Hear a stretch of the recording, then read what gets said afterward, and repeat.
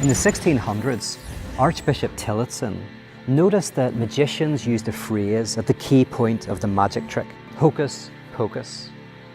He noticed that this was similar to what the priest says during Mass, when the bread and the wine are transformed into the body and the blood of Christ, hoc est corpus.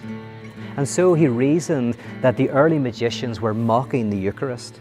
They were mocking Christianity and saying it's nothing but a magic trick. But what if the magicians were correct? What if Christianity is nothing to do with belief, tribal identity, going to church on a Sunday? But Christianity actually is a magic trick, a sleight of hand, something that we're all invited to participate in that is wondrous and ultimately transformative. So the traditional Vanishing Act has 3 parts, and these have been called the pledge, the turn, and the prestige. The pledge is where an object is offered to the audience to see. The turn is the point when it's placed behind a curtain and it disappears. And then the prestige is when the object returns. When I was young, somebody taught me a magic trick that illustrates this. It's very simple. You have a coin. This is the pledge. You rub the coin on a table and then rub it against your arm. And you perform this act 2, maybe 3 times. And eventually, if the trick goes well, the coin magically disappears into the person's arm.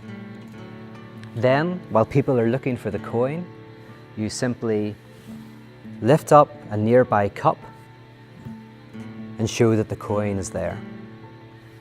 Now, of course, if anyone's been watching closely, you know exactly how I did this.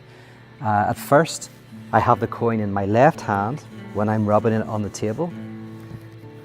And then very subtly, I put it in my right hand and place it on the back of my neck. And the coin that's under the glass is one that I placed there earlier. You see, in a traditional magic trick, what you receive at the end is never quite what was made to disappear. In Christianity, we can say it has 3 parts, expressed in the Eucharist. The first is the pledge, the bread and the wine, these mundane objects that are made to symbolize the sacred, the divine, the absolute. These are before us as an object. And we all have sacred objects, whether that's religion, whether that's a relationship, whether we think it's money. The sacred object is that thing that we believe will make us whole and complete, will take away our suffering and our brokenness. And that's the pledge of Christianity. The turn of Christianity is the disappearance of the sacred object. We consume the bread and the wine. It disappears.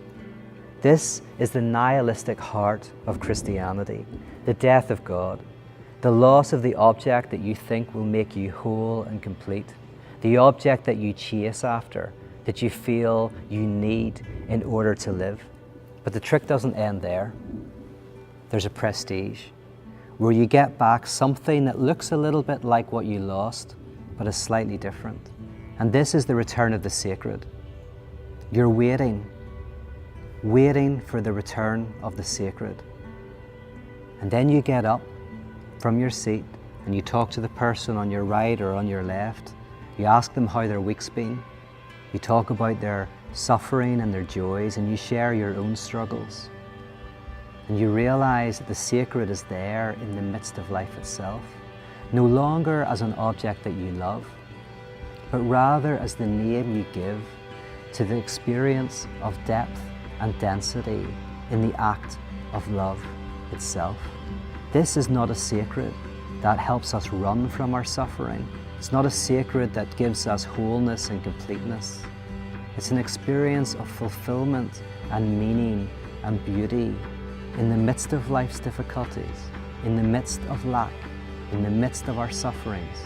It's an ability to say yes to life in the midst of the darkness, rather than always trying to escape it.